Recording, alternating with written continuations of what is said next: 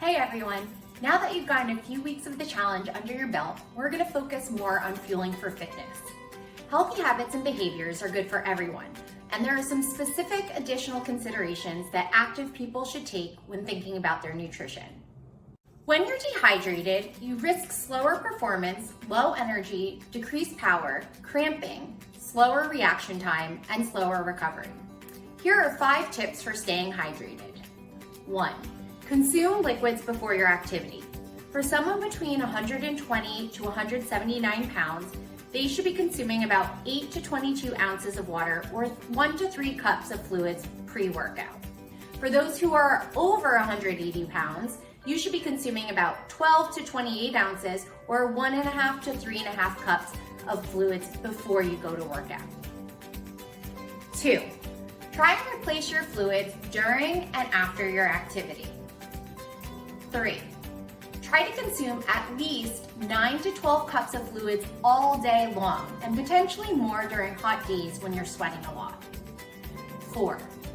Water is preferred for activities that are less than 60 minutes, so a traditional CrossFit class would fall under that umbrella.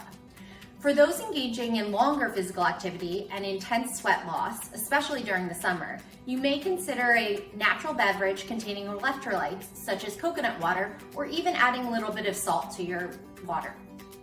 You can also stay hydrated beyond just drinking water. 5.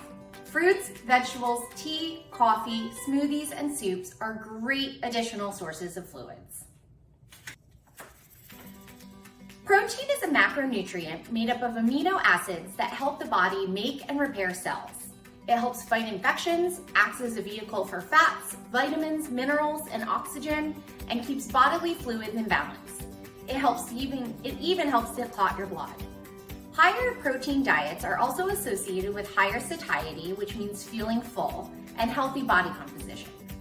It's especially important for athletes because protein helps to repair cell damage and strengthen muscle tissue, making it essential for recovery from workouts and from injuries.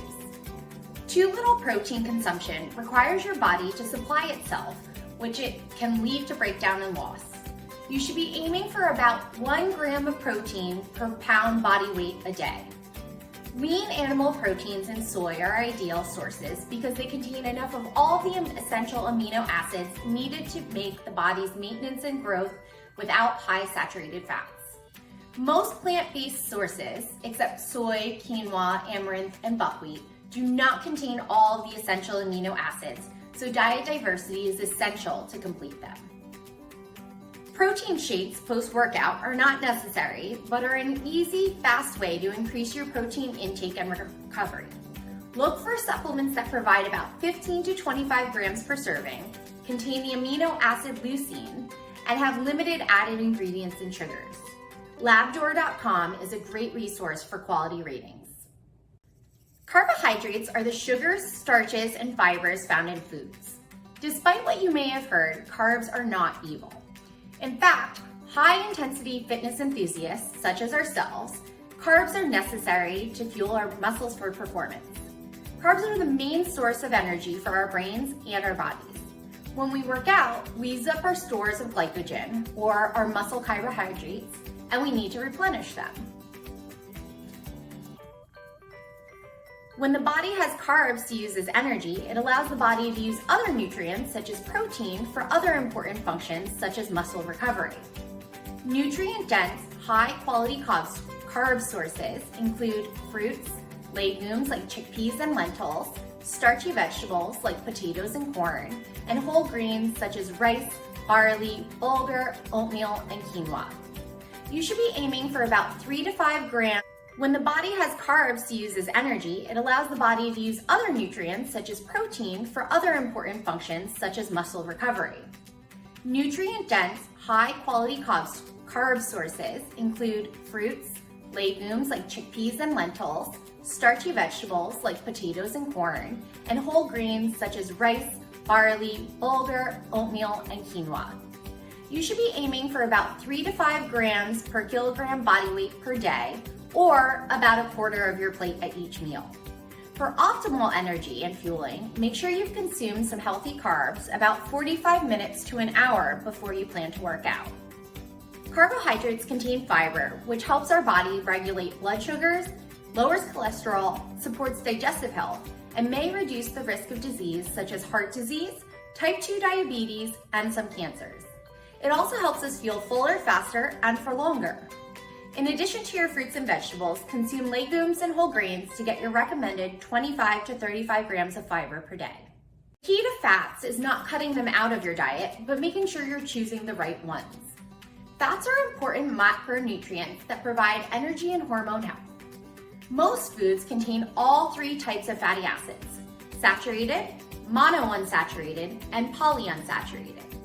Ideally, our fat consumption should be coming from mostly unsaturated sources. Generally, you can know that a fat is unsaturated because it will remain liquid at room temperature. Saturated fat sources include nuts, olive oil, avocados, and peanut butter. These help increase the good cholesterol in your body. Omega-3s are a type of polyunsaturated fatty acids. They play important roles in brain function, normal growth and development, lowers our cholesterol, and inflammation.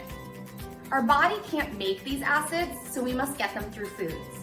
Some great sources of omega-3s include fatty fish like salmon, sardines, and trout, flax seeds, chia seeds, walnuts, hemp seeds, eggs, and a seasonal favorite, pumpkin seeds. Very few supplements have been scientifically proven to add any extra benefits to your health, especially if you're already eating a balanced, healthy diet. Similar to the tips on protein and omega-3s, we should be trying to get most of our nutrients, both macro and micro, from whole foods rather than supplements. However, there are some additional micronutrients to consider and even some evidence-based recommendations for performance. If you're eating a nutrient-dense, varied diet, then most likely you do not need to supplement with additional vitamins and minerals. However, as athletes, there are a couple that you might want to keep an eye on. B vitamins such as B12, riboflavin, niacin, and B6 support metabolic functions, nervous system health, and red blood cell formation. They convert the sugars from our foods into brain fuel. B12 is only found in animal sources such as fish, meat, eggs, and poultry, so those on a vegetarian or vegan diet should look into supplementing. Iron is essential to bring oxygen from your lungs to your cells throughout your body. Exercise can actually result in a loss or decreased iron absorption, which leads to fatigue and decreased strength and performance. It also aids in nervous system health by producing neurotransmitters. Men should be aiming for about 8 milligrams per day and women 18 milligrams per day. You can get heme iron sources, which are easy for the body to absorb, from animal products like poultry and beef, and non-heme iron from plant foods like tofu, beans, spinach, and oats. Vitamin C enhances non-heme iron absorption, so it's best if you combine these nutrients during a meal. Believe it or not, but caffeine is one of the few proven supplements to improve performance and might even reduce pain, delay fatigue, and improve mental sharpness. Despite popular belief, in moderation, caffeine does not cause dehydration. 2 to 3 milligrams per kilogram body weight is recommended. For reference, a cup of coffee contains about 200 milligrams per cup. Caffeine can be consumed about 30 minutes to 1 hour before exercising.